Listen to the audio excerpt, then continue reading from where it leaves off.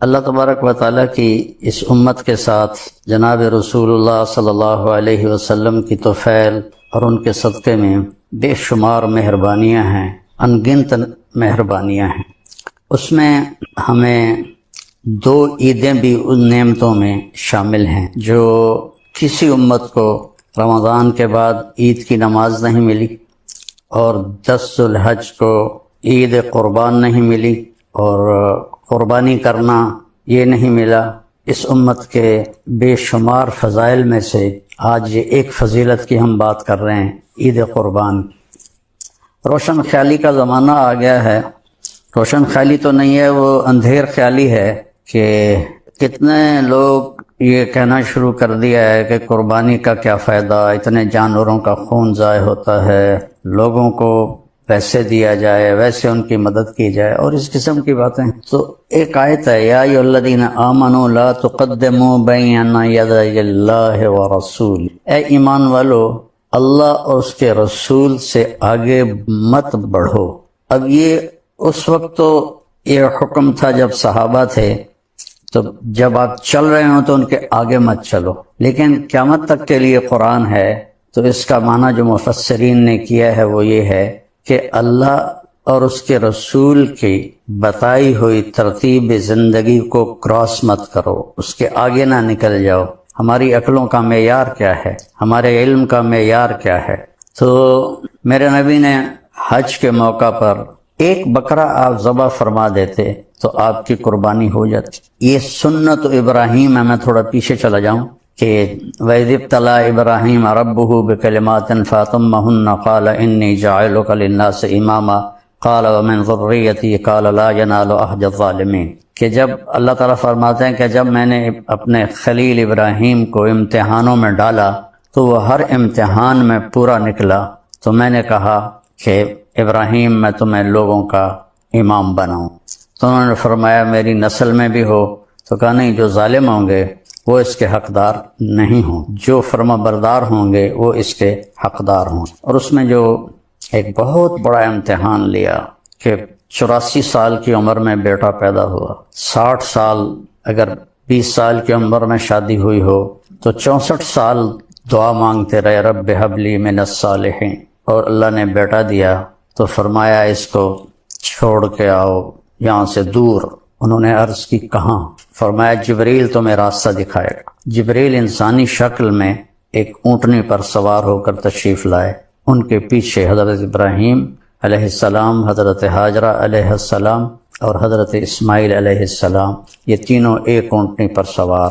اور جب مکہ کے کالے پہاڑ آ گئے اور ایک وادی تھی نیچے، تو پہاڑ ایسے اوپر اس کے کھڑے ہوئے تھے، انہوں نے اس کو چھپایا ہوا تھا اس وادی، کہنے لگے یہاں چھوڑ دو اور تم خود واپس چلے جاؤ۔ تو حیران ہوئے، آگ میں ڈالے گئے تو کچھ نہیں بولے، حسبی اللہ و نعم الوکیل اتنا کہا، لیکن جب وہاں کہا جبریل نے یہاں چھوڑ دو تو کہنے لگے یہاں کیسے چھوڑ دوں، یہاں تو کچھ بھی نہیں ہے۔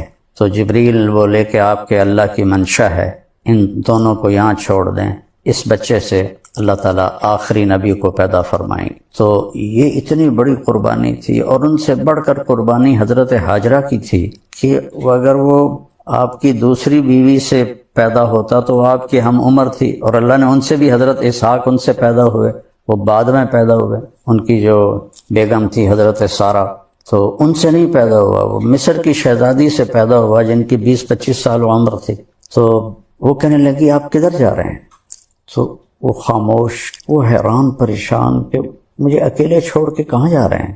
تو چلتے چلتے چلتے جہاں آج زمزم کے پانی کے وہ کنیکشن لگے ہوئے ہیں، کدئی اس کو کہتے ہیں، وہاں پہنچے 3-4 میل چل کے۔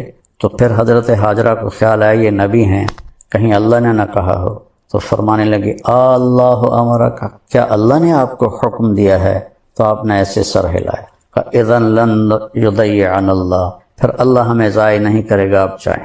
وہ اونٹنے پہ سوار ہوئے، اور آپ ذرا تصور کریں، مسرات بھی سن رہی ہوں گی کہ 20-25 سال کی بچی کو مکہ کے کالے پہاڑوں میں، جہاں نہ انسان، نہ پانی، نہ سایہ، نہ درخت، نہ چھاؤں، اکیلے چھوڑ دیا جائے، اور وہ شہزادی، تو اس پہ کیا بیتی ہو، اس پہ کیا گزری ہوگی۔ تو ان کو دیکھتی رہیں. جب وہ پہاڑ پار کر کے نیچے چلے گئے تو پھر بوجھل قدموں سے واپس آئیں. تو اللہ تعالیٰ نے ان کی قربانی پر زمزم کا کنواں نکالا.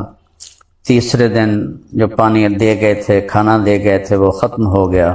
تو پھر انہوں نے صفا مروہ کے 7 چکر لگائے کہ کوئی انسان بشر نظر آ جائے، لیکن کوئی نظر نہیں آیا. 7ویں چکر میں وہ ان کا دم گھٹنے لگا اور سانس پھولنے لگا اور وہ گر گئیں. جب بیٹے کی طرف نظر دوڑائی تو وہاں ایک آدمی کو کھڑے دیکھا تو پھر ایک دم بھاگی تو دیکھا تو وہ آدمی تو غائب تھا اور اس بچے جہاں ایڑیاں رگڑ رہا تھا وہاں سے چشمہ نکلا ہوا تھا پانی کا، جو زمزم کا کنواں کہلاتا ہے. اور اس سے پرانا کنواں دنیا میں کوئی موجود نہیں جو آج بھی اسی طرح صاف ستھرا پانی دے رہا ہو. اس میں کیڑے نہیں پیدا ہوتے، اس میں مینڈک نہیں پیدا ہوتے، اس میں وہ پانی میں سبز رنگ کی کائی جم جاتی ہے، وہ نہیں جمتی. کوئی مچھر وہاں پیدا نہیں ہوتا اور کوئی اس کا کسی چشمے سے رابطہ نہیں، تعلق نہیں، کسی پیچھے پانی کے کسی حوض کے ساتھ یا پانی کے کسی خزانے کے ساتھ اس کا رابطہ نہیں. وہاں جو انجینئر تھے کنویں پر، وہ انڈین تھے، وہ مجھے ملے. انہوں نے بتایا کہ جب ہم چلاتے ہیں موٹر ٹربائن کو تو اس میں سوراخ ہیں کنویں کی دیواروں میں، ان سے پانی ایسے ابل کے آتا ہے، اور جب ہم بند کرتے ہیں ٹربائن کو تو وہ پانی بند ہو جاتا ہے، اور آج تک اس کا لیول کبھی بھی کم نہیں. تو پھر اللہ تعالیٰ نے فرمایا اب جاؤ اور ذبح کر کے آ جاؤ.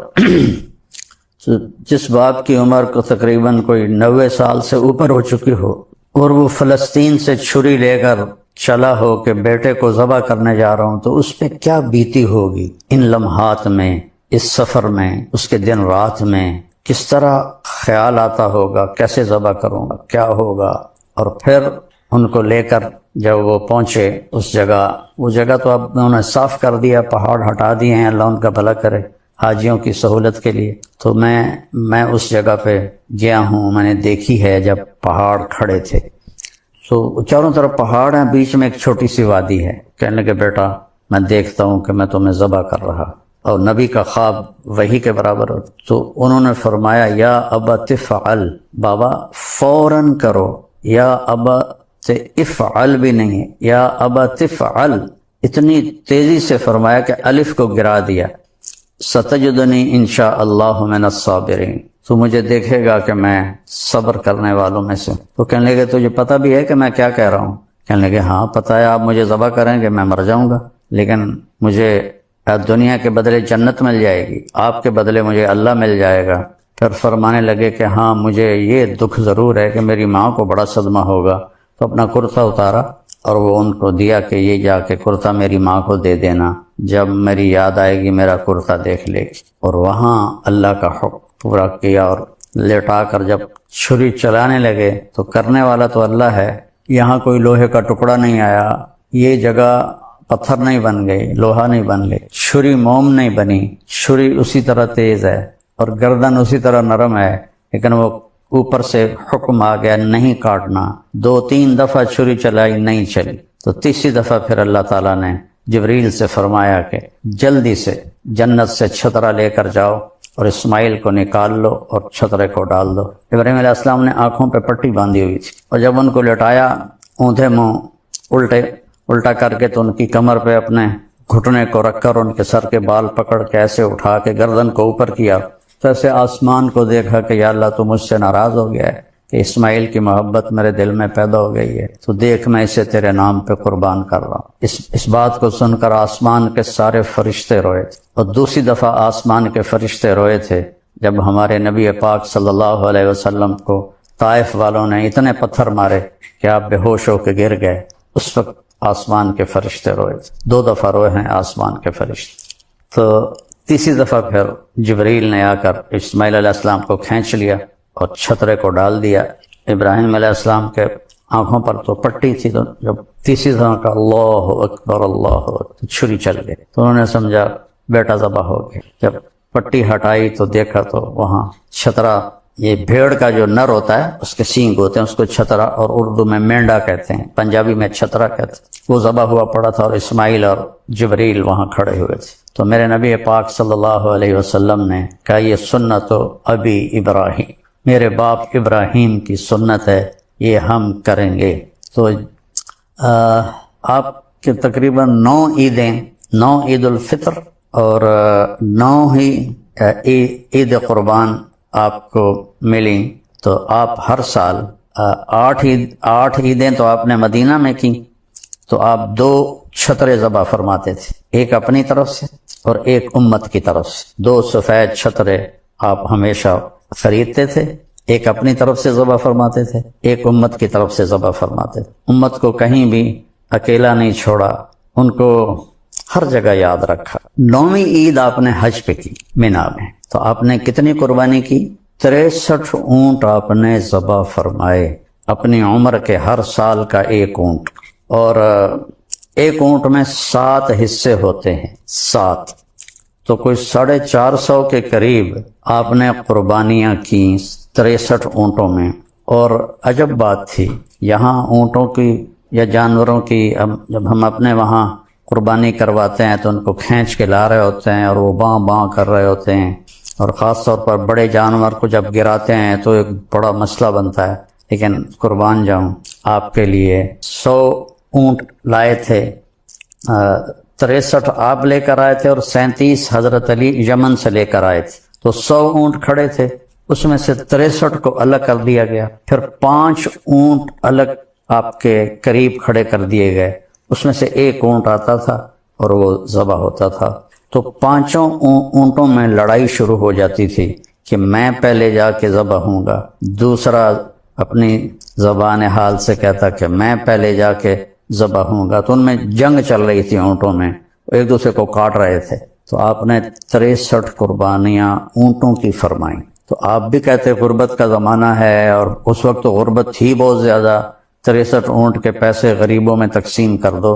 تو اپنی رائے کو اللہ رسول کے حکم کے تابع کر کے چلنا چاہیے، چونکہ ہمارا علم بھی بہت تھوڑا ہے، ہماری عقل بھی بہت تھوڑی ہے۔ تو آپ نے حضرت علی علیہ السلام سے فرمایا کہ علی اس کا گوشت، اس کی کھال، اس کے کھراوڑے سارے تقسیم کر دو، اور اس کی جو صفائی کرنے کی جو اجرت ہے کسائی کی، اس میں گوشت نہیں دینا قربانی کا، وہ میں الگ سے ادا کروں گا۔ اور اپنی بیویوں کی طرف سے آپ نے ایک گائے ذبح فرمائی، آپ کی تو 9 بیویاں تھیں لیکن آپ نے ایک گائے ذبح فرمائی۔ تو اس کے بعد پھر آپ نے حضرت علی سے فرمایا کہ کچھ ہر اونٹ سے چھوٹا چھوٹا گوشت کا ٹکڑا لے کر آؤ، تو وہ لے کر آئے کا دیگ پہ چڑھا دیا، تو دیگ پہ چڑھا دیا گیا۔ تو آپ نے ناخن کٹوائے اور اپنے بال منڈوائے، وہ جو بال آپ نے منڈوائے تھے آپ کے سامنے ابو زمع کھڑے تھے، آپ نے ان کو دے دیے۔ تو حضرت خالد ابن ولید نے منت کر کے کچھ بال کا یہ تقسیم کر دو، انہوں نے تقسیم کیے۔ خالد ابن ولید نے کچھ بال وہ ان سے لے کر نا اپنی ٹوپی میں سی لیے تھے، اور جب بھی وہ جنگ پہ جاتے تھے لڑنے کے لیے تو وہ ٹوپی سر پہ پہنتے تھے، اور اس کے اوپر وہ لوہے کی ٹوپی ہوتی تھی۔ کبھی کسی جنگ میں انہوں نے اس ٹوپی کو نہیں بھلایا۔ ایک دفعہ رومیوں نے حملہ کر دیا تو ساتھیوں نے کہا کہ حملہ ہو گیا، تو کہنے لگے میری ٹوپی لاؤ، وہ ٹوپی مل نہیں رہی تھی، تو صحابہ کہنے لگے وہ سر پہ چڑھ گئے ہیں، کہا اس سے بھی آگے آ گئے تو میں اس وقت تک نہیں اٹھوں گا جب تک مجھے ٹوپی نہ مل۔ تو پھر وہ کہیں کسی کونے میں دب گئی تھی، وہ ٹوپی ملی تو پہن کے اوپر لوہے کی ٹوپی، پھر جب وہ حملہ کرتے تھے تو جیسے شیر کے آگے بکریاں نہیں کٹتی اور بھاگتی، ایسے ان کے سامنے خلقت دوڑتی اور بھاگتی تھی۔ دنیا نے ایسا جرنیل آج تک نہیں پیدا کیا، سیف اللہ کا جس کو لقب ملا ہو، اس کو اللہ کے نبی نے اللہ کی تلوار کہا۔ اس لیے جب ان کا بڑی جوانی میں فوت ہو گئے، 56 سال کی عمر میں، تو فرمانے لگے ساری زندگی پہلی صف میں لڑا کے شہید ہو جاؤں، لیکن آج میں بزدلوں کی طرح مر رہا ہوں۔ تو علماء فرماتے ہیں کہ انہوں نے کوئی 100 سے زیادہ جنگیں لڑیں، اگر وہ ہزاروں جنگیں بھی لڑتے تو وہ شہید نہیں ہو سکتے تھے، کہ اللہ کی تلوار نیام میں تو جا سکتی ہے، ٹوٹ نہیں سکتی، اسے توڑ کوئی نہیں سکتا۔ تو جس میدان میں خالد ہوتے تھے کبھی شکست نہیں، ہمیشہ فتح ہوتی تھی۔ تو آپ نے اپنے بال صاف کروائے اور اپنی مونچھیں چھوٹی کروائیں، داڑھی کو ٹھیک کروایا، پھر غسل فرمایا، پھر کپڑے بدلے، اتنے میں پھر وہ دیگ تیار ہو گئی۔ تو اس میں سے آپ نے گوشت بھی کھایا اور شوربہ بھی کھایا، اور پھر آپ اپنے اونٹنی قصواء پر تشریف لے گئے طواف زیارت کرنے کے لیے۔ تو امت کو اللہ جزائے خیر دے، انہوں نے اس سنت کو آج تک باقی رکھا ہوا ہے، اور لوگ بڑھ چڑھ کی قربانیاں کرتے ہیں، اور اللہ تعالیٰ آپ کے جو خون کا پہلا قطرہ گرتے ہی جو قربانی کرنے والا ہے اس کی اللہ تعالیٰ بخشش فرما دیتا ہے، بشرطے کہ اس کے ساتھ کوئی اور کبیرہ گناہ نہ ہو۔ اور جتنے اس کے جسم پہ بال ہوتے ہیں، ہر بال کے بدلے ایک نیکی لکھی جاتی ہے، اور ایک پھر 10 گنا ہوتی ہے، پھر 10 سے جتنا اخلاص ہوگا بڑھتے بڑھتے کہاں سے کہاں چلی جائے گی، تو اس کا اللہ تعالیٰ نے یہ اجر رکھا ہے۔ تو شوق سے بہت سے لوگ ماشاءاللہ بہت زیادہ قربانی کرتے ہیں، اور ایک یہ جو بڑے بڑے موٹے قسم کے جانور ہیں یہ نہیں خریدنے چاہیے، ان کو ان کا گوشت کھانے کے قابل نہیں ہوتا، یہ صرف دکھاوے کے ہوتے ہیں، اور ایک مالداروں میں مقابلہ لگ جاتا ہے، میں نے 20 لاکھ کا خریدا، کہتا میں نے 30 لاکھ کا خریدا، 20 لاکھ میں کتنے بکرے قربان ہو سکتے ہیں، اس کا اجر زیادہ ہے۔ تو یہ جو یعنی ضرورت سے زیادہ موٹے جانور آپ کو نظر آتے ہیں، چاہے بکرے ہوں چاہے یہ گائے بیل ہو، یہ ان کے ساتھ کچھ کرتے ہیں جس کی وجہ سے وہ بہت زیادہ چربی چڑھ جاتی ہے، تو ان کا گوشت کھانے کے قابل نہیں ہوتا ہے۔ تو یہ میرا مشورہ ہے، باقی یہ کوئی فرض واجب سنت کی بات تو ہے نہیں، لیکن اگر اس کی بجائے اتنے مہنگا جانور خریدنے کی بجائے زیادہ جانور خرید دیے جائیں تو زیادہ غریبوں کے گھر گوشت چلا جائے گا۔ تو اس قربانی کو ہم نے ہمیشہ انشاءاللہ زندہ رکھنا، اور یہ اس قسم کی باتیں کہ کیا فائدہ، یہ بہت نادانی کی باتیں ہیں، اللہ اس کے رسول سے ٹکرانے والی باتیں ہیں۔ اللہ ہمیں اس سنت کو زندہ رکھنے کی توفیق نصیب فرمائے۔ السلام علیکم۔ میں ڈیرے میں بیٹھا تھا تو ایک مراسی آ گیا، ساتھ اس کا بچہ، کہنے لگا میاں صاحب اے میرے پوتر نے نوکری لوا دی۔ میں نے کہا مراسی تو کدی نوکری کر دے نہیں تو یہ کیویں کرے گا نوکری؟ کہ سائیں بھوک تو مر گئے ہیں، ان کو خراب دیندہ ہی کوئی نہیں، تو تسی مہربانی کرو تینوں نوکری لواؤ، نوکری کرے گا۔ ٹھیک، تو وہ ایک شوگر مل کے جی ہاں میرے دوست سے میں نے فون کیا، تو انہوں نے کہا بھیج دے، میں لیبر میں رکھ لوں گا۔ تو میں نے بھی اسی طرح بے دھیانی میں کہا چاچا انہوں لے جا کوٹ ادو، انہوں لیبر سے رکھ لوا آغاز دیر آباد سرداریاں کریں، تجھے سمجھ میں اچھا ایک ہفتہ گزرا کہ باپ بیٹا دونوں ڈیرے میں پہنچ گئے، جی ڈیرے آباد نوکری تو بھیجے آئے، انہوں کسے لے کے آ گئے ہیں کہ میاں صاحب تو سا کیا لیبر سے رکھ لے سی، میں سمجھا لیبر کوئی بڑا افسر ہوندا ہے، تو میرا پوتر افسر لگ گیا ہے، انہیں تو بوریاں چوا چوا دی کنڈ تروڑ چھڑی۔ ربنا ولا تحملنا ما لا طاقت لنا به، اس واقعے کو میں اس آیت کے ساتھ جوڑتا ہوں، یا اللہ وہ کام بھی نہ بتانا جو میں نہ کر سکوں، چاہے سوکھا بھی ہو میں نے نہیں کرنا۔ تو اب آپ تنخواہ دو گے یا جوتے مارو؟ 2 گارڈ بلائے گا، کہیں 2 لیٹر بھی مارو،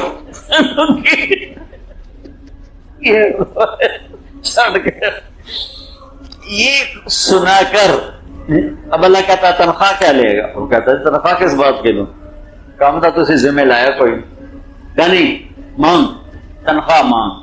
سبحان، ایک دفعہ دوبارہ سن، غلطی کروں گا، کبھی جان کے کروں گا، کبھی بھول کے کروں گا، مجھے نوکری سے نہیں نکالنا۔ جو پہلے اوکھے اوکھے کام باقی مزدور کر رہے ہیں وہ اوکھا کام میں نہیں کروں گا، اچھا کام آسان بھی ہوا میرے لیے اوکھا ہوا تو وہ بھی نہیں کروں گا، تو اب اس پر تنخواہ کیا بنے؟ تو اللہ کہتا تنخواہ مانگ۔ کیا مانگوں گا؟ کہ واعف عنا واغفر لنا وارحمنا انت مولانا فانصرنا علی القوم الکافرین۔ مالک کہہ رہا ہے کہ مجھ سے سب کچھ مانگ لے، کہ مانگ مجھ سے کہ یا اللہ یہ ساری میری گڑبڑیں چھپا دینا، عفو چھپانے کو کہتے ہیں، مٹانا چھپانا. اللہ میرے خلاف وہ سی آر نہیں بنتی, سی آر بنتے نا کریڈٹ رپورٹ جس کو کہتے, کہ میری وہ نہ بنانا, واعف عنا. اللہ کہہ رہا یہ تو مانگ, مجھ سے مانگ, واعف عنا. میری کوئی سی آر نہ بننے پائے سوائے تیرے کسی کو پتہ نہ ہو. واغفر لنا, اور پھر اس کو چھپا کے, مغفرت کہتے ہیں چھپا دینا, عفو کہتے ہیں مٹا دینا. چلو میری سی آر مٹا دینا, اور پھر میرے عیب چھپا دینا, اور ورحمنا, پھر مجھے دنیا اور آخرت میں رحم کرنا. انت مولانا, یہ اللہ تعالیٰ اس کو شے دے رہا ہے کہ ڈرو نہیں, میں ہی تو تیرا رب ہوں, مجھ سے تمہیں مانگنا ہے. یہ بھی مانگ, فانصرنا علی القوم الکافرین, مجھے کافر قوم پہ عزت عطا فرما. واہ واہ واہ واہ واہ واہ واہ واہ, کیا میرے رب نے یہ دعا ہمیں سکھائی ہے. تو میرے بھائیوں, سچ بولنا, صلہ رحمی کرنا, لوگوں کے دکھ درد بانٹنا, لاچار لوگوں کی مدد کرنا, مہمان نوازی کرنا, مصیبت زدہ لوگوں کے کام آنا, یہ اپنی زندگی میں شامل کر لیں. چھوٹے تاجر ہو بڑے تاجر ہو, چھوٹے افسر ہو بڑے افسر ہو, باپ کے مقام پر ہو ماں کے مقام پر ہو, جہاں بھی چند آدمی آپ کے نیچے ہیں ان سے حسن سلوک, پیار محبت کا رویہ رکھو, تو انشاءاللہ اللہ جل جلالہ کو اپنے بندوں سے حسن سلوک بہت پسند. جتنا وہ اس سے خوش ہوتا ہے کہ اس کے بندوں کا کوئی بھلا چاہ رہا ہو. فرائض کے بعد, فرائض تو اپنی جگہ پر مقدم ہے, فرائض کے بعد. تو یہ ساری چیزیں ہیں جن کو سیکھنے کے لیے تبلیغ کا خوبصورت کام ہے. آپ سب بھائیوں سے گزارش ہے, جب آپ پاکستان واپس جائیں تو زیادہ نہیں تو 3 دن ہر مہینے ضرور لگاتے رہیں, اس سے آپ کو انشاءاللہ بہت فائدہ ہوگا. اور دعا سے پہلے ایک چھوٹی سی بات یہ ہے کہ اگر دل میں کسی کے بارے میں بغض ہے, رنجش ہے, نفرت ہے, اس کو نکال دیں. کہ اللہ کو صاف دل کی دعا پسند, اللہ تعالیٰ کو وہ سینہ بڑا پسند ہے جو بغض سے پاک ہو, جو نفرت سے پاک. تو یہ میری گزارش ہے سارے بھائیوں سے, مسورات سے, کہ اگر کوئی کسی سے اس طرح کی گرہ اپنے دل میں لگا چکا ہے تو اسے کھول دیں, اسے صاف کر دیں, اسے معاف کر دیں.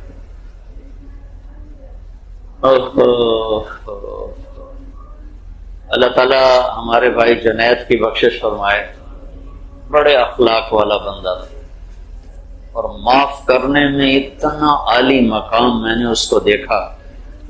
بہت کم ایسے لوگ دیکھے جنہیں معاف کرنے کی اتنی ہمت ہو اور اتنا ظرف ہو. اس لیے اللہ نے اس کو دنیا کے بھی عزت دی اور آخرت کے بھی عزت دی. ایسے جنازے دنیا میں کہیں دیکھے ہی, اتنا بڑا جنازہ کہ آنکھ نے دیکھا ہے تو بتا رہا ہوں, ورنہ کوئی بتائے تو میں جھوٹ لاتا. نہیں یہ جھوٹ کہہ رہا ہے, جو مبالغے سے کہہ رہا ہے, آنکھوں سے دیکھ کے بتا رہا ہوں. ایسا جنازہ زندگی میں کسی کا نہیں دیکھا. تو بھائیو, معاف کرنے کی عادت ڈالو, معافی مانگنے کی عادت ڈالو. جب اللہ لے جائے پاکستان, تبلیغ میں وقت ضرور لگا, اور اپنے دل کو صاف کر کے درود شریف پڑھو.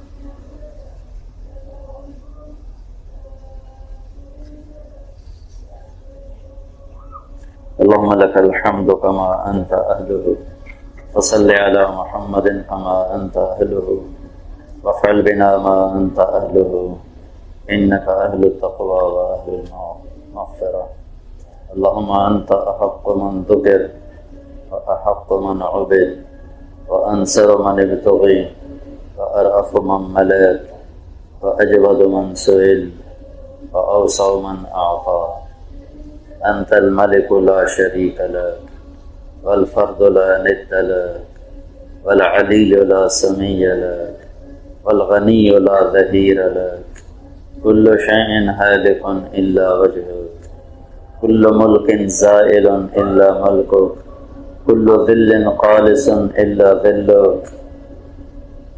أنت الأحد الصمد الذي لم يلد ولم يولد ولم يكن له كفوا أحد.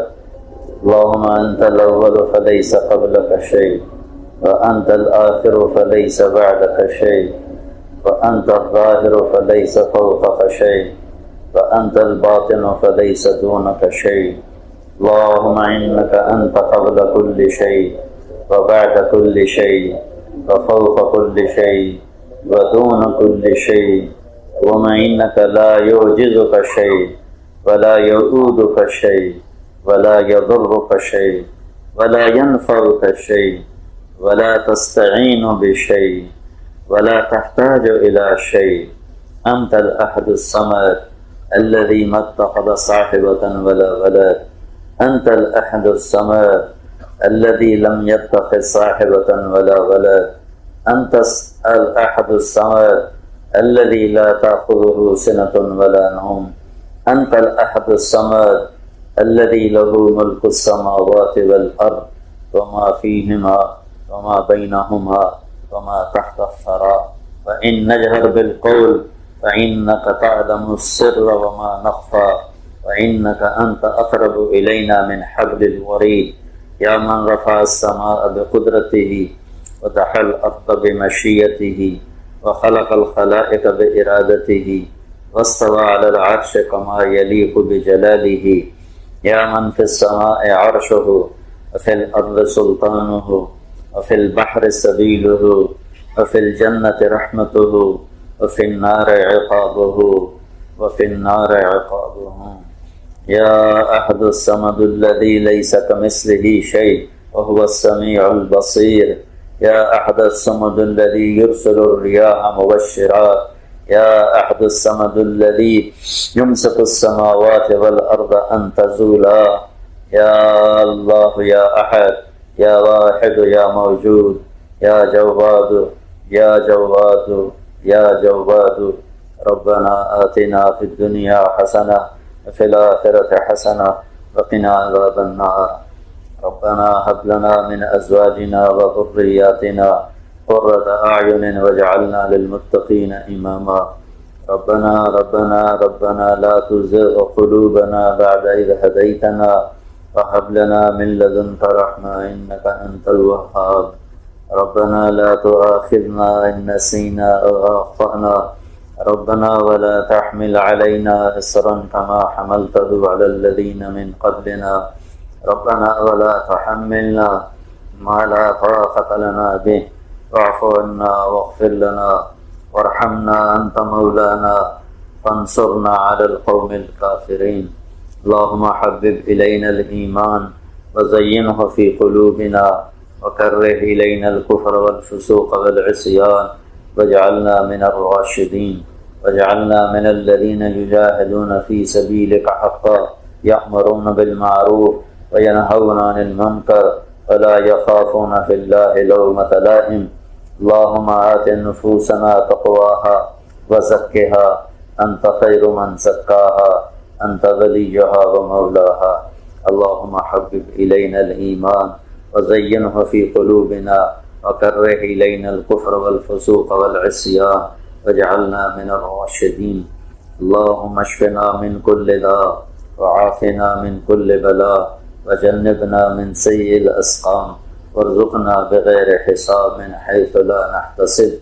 اللهم ما مننت به علينا فتممه وما أنعمت به علينا فلا تسلبه وما سترته منا فلا تهتكه وما علمته منا فاغفره يا غفار وما علمته منا فاغفره يا غفار.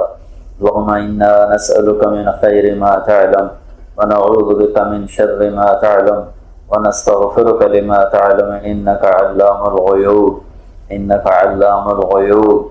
اللهم آت نفوسنا تقواها وزكها أنت خير من زكاها. اللهم إنا نعوذ بك من جهد البلاء ودرك الشقاء وسوء القضاء وشماتة الأعداء. اللهم إنا نعوذ بك من الحور بعد الكور ودعوة المظلوم وسوء المنقلب في المال والأهل. اللهم إنا نعوذ بك من الكسل والهرم وسوء الكبر وفتنة الدنيا وعذاب القبر. اللهم إنا نعوذ بك من زوال نعمتك وفجاءة نقمتك وتحول عافيتك وجميع سخطك. لك العقبى عندنا خير ما استطعنا ولا حول ولا قوة إلا بك. اللهم إنا نعوذ بك من الكفر والفقر ونعوذ بك من عذاب القبر لا إله إلا أنت. اللهم لا تخزنا فإنك بنا عالم ولا تعذبنا فإنك علينا قادر. اللهم استر عوراتنا وآمن روعاتنا وأجرنا من خزي الدنيا وعذاب الآخرة. اللهم وفقنا لما تحب وترضى. اللهم وفقنا وأهلنا وأولادنا وإخواننا وعشائرنا لما تحب وترضى. اللهم وفق أمة حبيبك لما تحب وترضى. اللهم وفق الإنس والجان لما تحب وترضى. اللهم أخرجنا وإياهم من الظلمات إلى النور. اللهم اجعل كلمة الذين كفروا السفلى وكلمة الله هي العليا. اللهم ول علينا خيارنا ولا تول علينا بذنوبنا شرارنا. اللهم لا تسلط علينا من لا يخافك فينا ولا يرحمنا. اللهم آت الملك خيارنا وانزع الملك من شرارنا. اللهم آت الملك اللهم اجعل الملك في سمحائنا اللهم اجعل الملك في حلمائنا والمال في سمحائنا.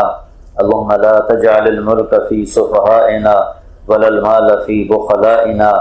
اللهم لا تسلط علينا من لا يخافك فينا ولا يرحمنا. اللهم وفقنا لما تحب وترضى واجعل آخرتنا خيرا من الأولى. اللهم إنا نسألك من خير ما تعلم ونعوذ بك من شر ما تعلم ونستغفرك لما تعلم إنك علام الغیوب. اے زمین و آسمان کے اللہ، اے شہنشاہ اعظم، اے وہ ذات جسے زوال نہیں، اے وہ بادشاہ جس کی بادشاہی کو زوال نہیں. ہم سب تیرے حقیر بندے، فقیر بندے بندیاں، تیرے غلام، تیری باندیاں، تیرے نوکر، تیری نوکرانیاں، تیری مخلوق میں سب سے ضعیف مخلوق تیرے در پر حاضر ہیں. تیرا میدان تیرا اس وقت شاہی میدان، یا اللہ یہ تیرا شاہی محل، تیرا شاہی میدان، یہ تیرا دربار اس وقت تیرے فقیروں سے بھر چکا ہے. تیرے در پہ مسکینوں کا رش ہے، غریبوں کا رش ہے، محتاجوں کا رش ہے، ضرورت مندوں کا رش ہے. آج تیری بارگاہ میں فقیر و بادشاہ نے کفن پہنا ہوا ہے. آج سب نے اپنی پہچان کو مٹا دیا ہے، اپنے نشان اتار دیے ہیں، اپنے بیج اتار دیے ہیں، اپنے سروں سے اپنی دستاریں اتار دی ہیں. یا اللہ، چھوٹا اور بڑا، بادشاہ اور فقیر، سب گدا گر بن کر تیرے دربار پہ حاضر ہیں اور تیری منت کرنے آئے ہیں کہ یا اللہ ہمیں پتہ ہے تو ہم سے روٹھا ہوا ہے. مدت ہوئی ہے اس امت پر اندھیری رات کو چھائے ہوئے. یا اللہ، صدیاں گزر گئی ہیں، اتنا لمبا زمانہ پہلے کبھی نہیں آیا تھا. اس سے پہلے تاتار کا فتنہ آیا تھا اور 50 سال میں تو نے اسے اسلام میں رسیو فرما دیا. اب 3 صدیاں مکمل ہونے کو ہیں. تیرے محبوب کی امت پارا پارا ہو گئی ہے. اس بچے کی طرح ہے جس کے ماں باپ بھی اسے چھوڑ جائیں اور وہ اکیلا بھٹکا ہوا. یا اللہ، اس کا کیا حال ہوگا جس کا کوئی بھی زندہ نہ بچا اور وہ تنہا اس دنیا میں اکیلا رہ گیا. میرے مولا، آج ہم بالکل تنہا ہیں، اس معصوم بچے کی طرح تنہا ہیں جس کے آگے پیچھے کالی رات کے پردے ہیں اور جس کی آہیں اس کے سینے میں گھٹ گھٹ کے دم توڑ رہی ہیں. میرے مولا، ہم تیرے بارگاہ میں وفد بن کر تجھے منانے آئے ہیں، تیری منت کرتے ہیں تو آج مان جا، ہم سے مان جا یا اللہ، ہم سے مان جا یا اللہ. ہم تیری منت کرتے ہیں یا اللہ. کبھی ہے حقیقت منتظر نظر آ لباس مجاز میں کہ ہزاروں سجدے تڑپ رہے ہیں میری جبین نیاز میں. میرے مولا، نوح علیہ السلام نے تجھے اپنا دکھڑا سنایا تھا نا، تو تیرے غضب کے دروازے کھلے تھے اور اس زمانے کے کفر کا تو نے نشان مٹا دیا تھا۔ میرے مولا آج ہم بھی تجھے اپنا دکھڑا سناتے ہیں، ہمیں یا اللہ بھیڑ بکریوں کی طرح کاٹا جا رہا ہے، ہمیں جانوروں کی طرح دھانکا جا رہا ہے، ہمارے منڈیوں میں مول لگتے ہیں میرے مولا، تیرے محبوب کی امت کو منڈی کے جنس کی طرح بیچا جاتا ہے، جانوروں کی منڈی کی طرح، جانوروں کی طرح ہماری بولیاں لگتی ہیں۔ یا اللہ تیرے محبوب کی امت کے گلے یا اللہ آسانی سے کٹتے ہیں اور وہ جانور کو کاٹتے ہوئے گھبراتے ہیں، تیرے حبیب کی امت کے گلے کاٹتے ہوئے ناچتے ہیں۔ میرے آقا تیرے نبی کے سامنے چور کے ہاتھ کٹے تھے اور وہ آنسو بہانے بیٹھ گئے تھے، آج اگر تیرے محبوب دنیا میں ہوتے اور اپنی امت کو یوں ذبح ہوتا دیکھتے تو ان کے دل پہ کیا گزرتی۔ یا اللہ ان میرے بھائیوں نے مجھے اپنے وفد کا یا اللہ زبان بنا دی ہے، ترجمان بنا دیا ہے۔ میرے مولا میں اپنے ساتھیوں کی طرف سے بھی اور پورے عرفات کی طرف سے بھی تیری بارگاہ میں منت کرتا ہوں، آج ہم تجھے منانے کو بیٹھے ہوئے ہیں۔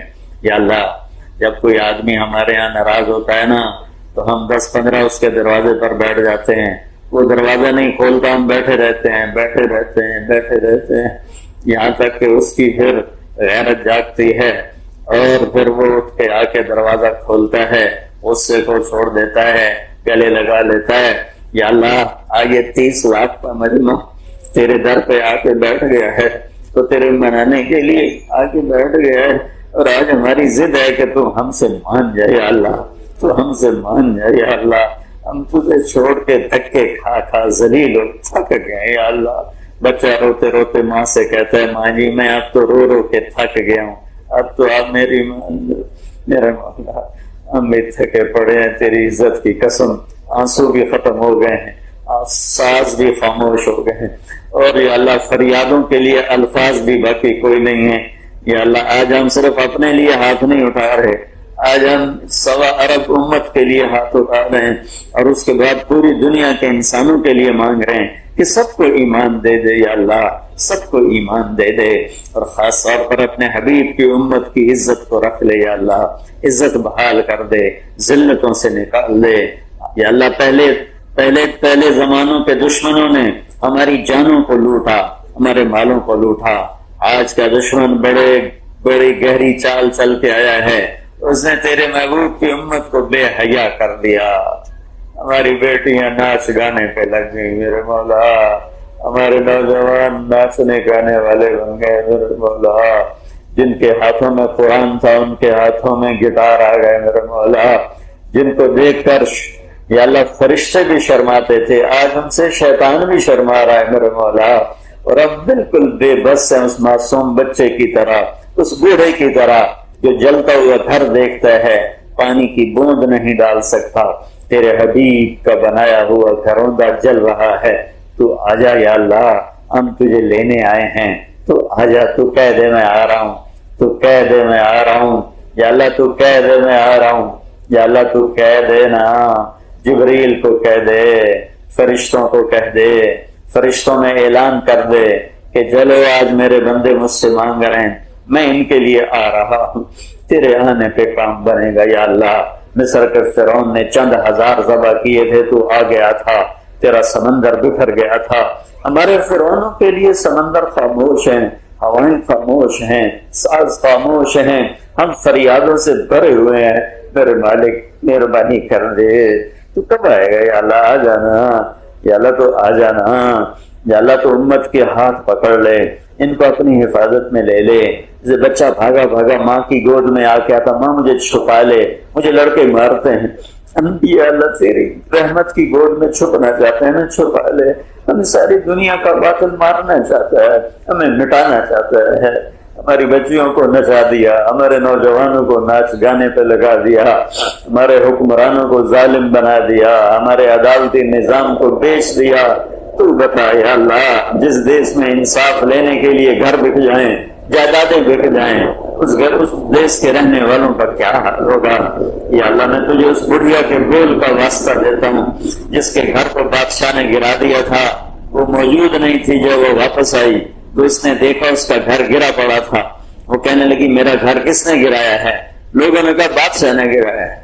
وہ اپنے ملبے کے ڈھیر پر بیٹھ کر کہنے لگی میرے مولا میں موجود نہیں تھی تو تو موجود تھا، میں موجود نہیں تھی تو تو موجود تھا، میں موجود نہیں تھی تو تو موجود تھا۔ میرے مولا اگر ہم کمزور ہوئے ہیں تو تو طاقتور ہے، ہم بے بس ہوئے ہیں تو تو شاہزور ہے۔ یا اللہ ہمیں کب تک تو ان درندوں کے حوالے کرے گا؟ کب تک ہم یہ ظلم بھری فضائیں ہوائیں دیکھیں گے؟ کب تک تیرے علم والے ذلیل ہوں گے؟ کب تک تیرے نام لیوا پر زمین تنگ ہوگی؟ کب تک تیرے نام کے دشمن دنیا میں راج کریں گے؟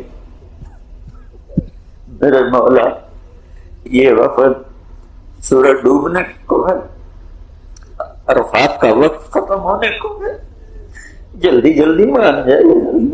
یا اللہ ہم تھکے پڑے ہیں، بیٹھ بیٹھ کے بھی تھکے پڑے ہیں۔ یا اللہ اتنی جان بھی نہیں کہ تیرے کو گڑ گڑا کر محنت کر سکیں، کہ جسم بھی ساتھ نہیں دے رہا، گلا بھی ساتھ نہیں دے رہا۔ اس میں بوڑھے جو میرے قافلے کے ضعیف بوڑھے سفید بالوں والے، ان کے سفید بالوں کی تو فید یا اللہ اپنا ذریعہ رحمت کا دروازہ کھول دے۔ یہ تیرا نیک بندہ عبدالستار بہت متقی آدمی ہے، اس کے واسطے سے یا اللہ تو ہمارے اوپر رحمت کے دروازے کھول دے۔ یا اللہ ہمارے پاس کچھ نہیں تجھے دکھا، ہمارے پاس کچھ نہیں تجھے دکھا،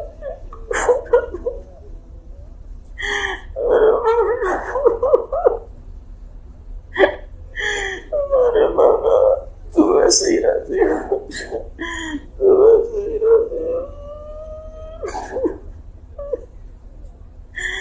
کیا پیش کرے عمر مجھے، موت قریب ہے، زندگی دور ہے اور خالی بات ہے، اور ڈر لگ رہا ہے اس دن جب تو کہے گا وَامْتَازُوا الْيَوْمَ أَيُّهَا الْمُجْرِمُونَ، اے مجرموں آج الگ ہو جاؤ۔